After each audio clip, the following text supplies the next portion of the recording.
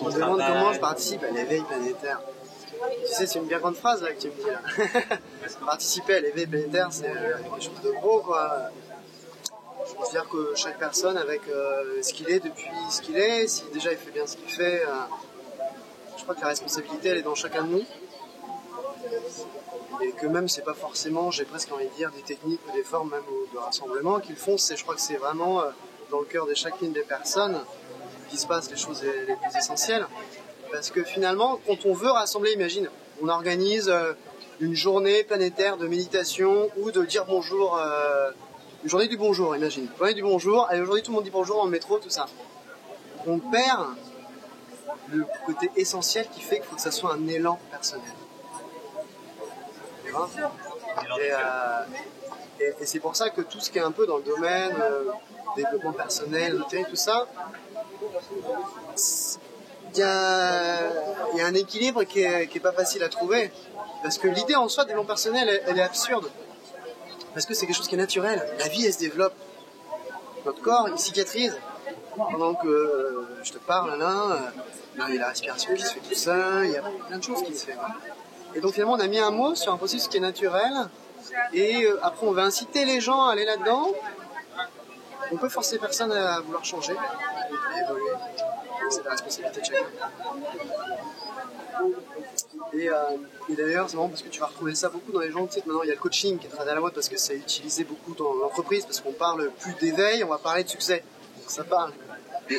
Et finalement, tous les coachs ils savent que le but, c'est pas de conseiller, de dire qu'est-ce qu'il faut faire à la personne, c'est simplement l'accoucher et l'aider à ce qu'elle trouve elle-même ce qu'il faut, quoi.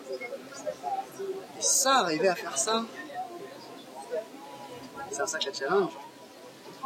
Je parle là dans l'acte d'être une relation, de présenter une technique ou une méthode, ou être dans l'accompagnement. Hein. Mais je crois avant tout, ça se passe déjà avec ça. Et je crois qu'il y a autant de chemins qui mènent à cet éveil ou à Dieu, qu'il y a de cœur humain sur la terre.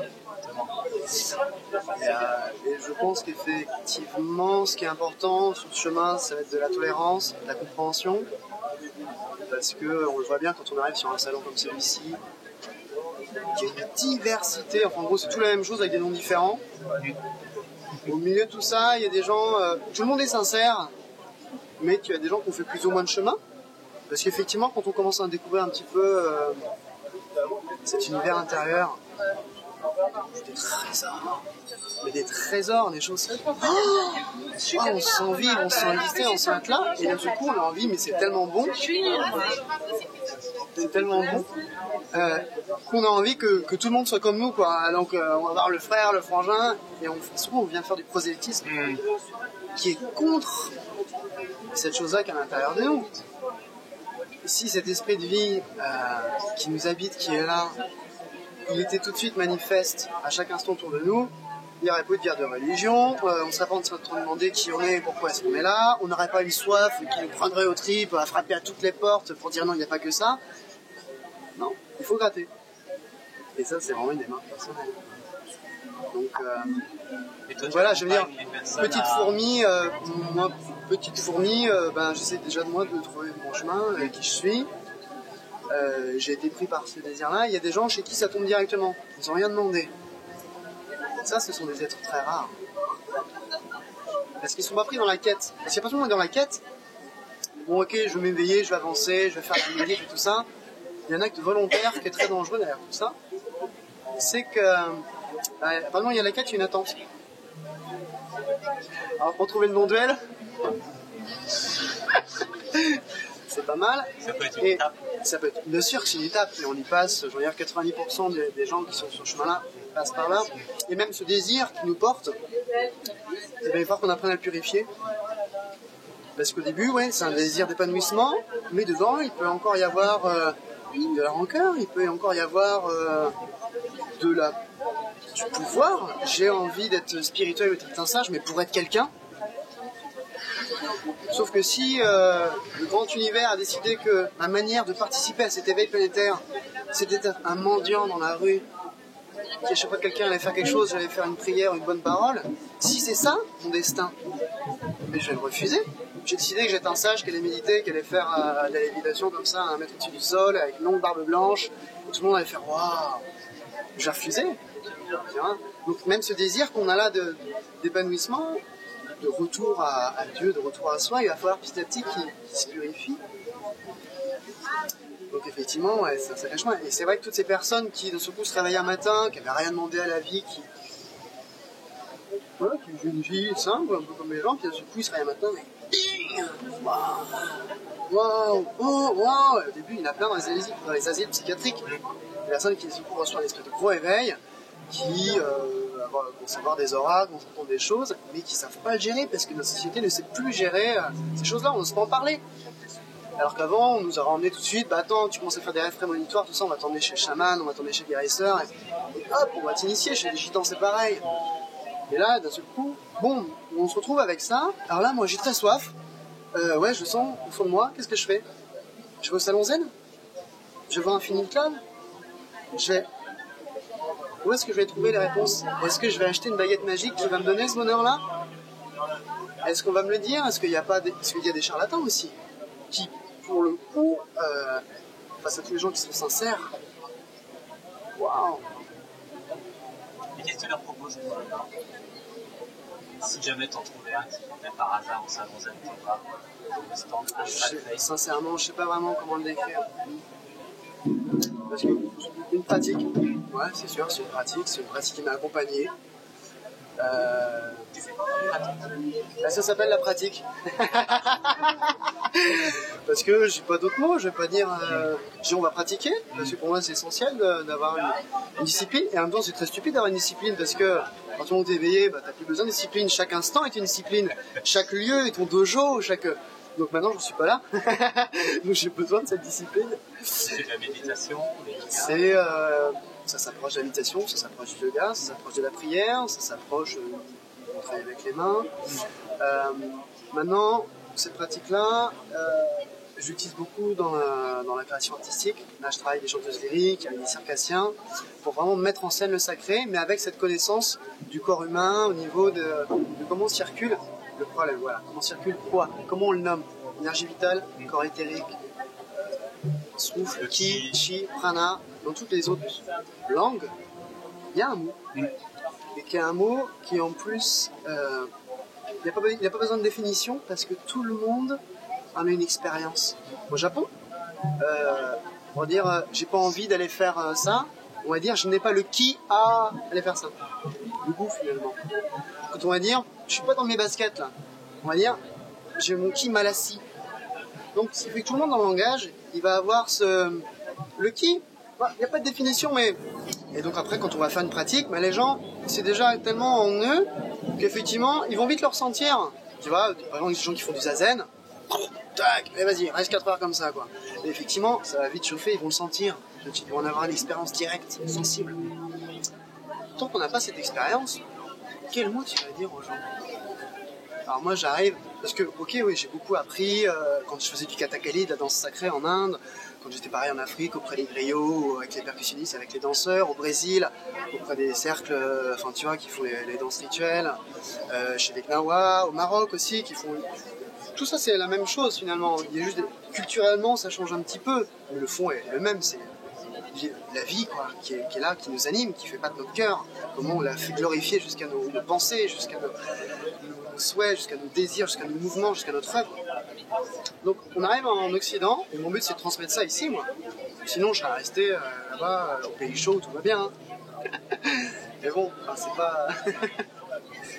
c'est pas l'important qu'on a besoin de mettre ça. Donc tu ramènes les techniques que tu as découvertes alors non, c'est pas les techniques. Alors oui, bien sûr, tu apprends, hein. Mais ce qui est bien, c'est que là il y a une tradition orale qui est restée. Et toutes ces choses essentielles passent par l'oralité. Donc ça m'a permis de revoir comment ces outils se remaniaient, mais en fouillant en fait sous mes pieds ici, en terre occidentale, en étudiant les mystiques chrétiens, on fait des voies d'extase, en étudiant Saint-Augustin, tu as Sainte Thérèse d'Avila, tu as Sainte Catherine, qui est une mystique qui fait des choses extraordinaires, tu en as d'autres, des mystiques chrétiens qui ont décidé de rester par leur humilité, qu'on dit je ne veux pas être connu par la suite, et qu'il faut gratter longtemps avant de les découvrir. Tu vas découvrir certaines choses et que finalement, moi... j'ai étudié à travers tous ces textes mystiques les 7 dons de l'Esprit Saint. Voilà. Tu retrouves dans le christianisme, hein, c'est dans la Bible, enfin c'est vraiment un truc, c'est de chez nous comme ils disent. Et en fait tu découvres qu'ils sont dans le corps à certains endroits et qui, en fonction de... C'est une forme, comme on l'a défini avec des mots connus, c'est le souffle, c'est le ki, c'est le prana, et il a une manière de bouger différente dans le corps, et c'est une forme d'amour différente si tu veux. Par exemple, au niveau du périnée, tu vas trouver en ton vertu ce qu'on appelle l'humilité, qui est le respect à la vie. Ce nom de l'esprit qui est là, on va l'appeler le souffle de la sainte crainte, qui est en fait la crainte de déplaire, c'est genre le tout amour. Tu es tellement, respectes tellement que tu as la crainte de déplaire. Ça, c'est la base de l'initiation en fait. Et il se trouve que quand je rencontre des gens qui vraiment sont à fond dans l'hindouisme et tout ça, qui me parlent des chakras, bah, on parle exactement la même chose avec des mots différents sur ce même lieu, quoi. Et en fait, chez nous, ça existe entièrement, ça. Mais ce qui est intéressant, c'est d'en faire l'expérience. Et en fait, comment tu fais? Ben déjà, quand tu vas écouter ce mouvement de vie qui est à l'intérieur de toi, déjà, il va arriver. Plus tu l'écoutes, plus ça va fleurir. Puis la colonne vertébrale, elle va bouger. Les organes, tout ça, ça va se remettre. La psyché, elle va faire pareil, quoi. Hein? Et puis après, avec les mains, tu vas encore... C'est comme des oreilles en plus. Tu vas encore écouter cette vie qui se manifeste. Une fois que tu commences à la sentir clairement, donc ce souffle sacré, cet esprit saint, ce ki, ce prana, ça devient plus un truc ésotérique, machin. Non, c'est une expérience directe, tu le sens. Et après, tu vas découvrir le dialogue, la relation avec. L'écouter, c'est déjà être en relation. Tu te fais petit, tu le reçois. Mais après, si tu lui parles, tu lui dis bonjour, oh, ça réagit.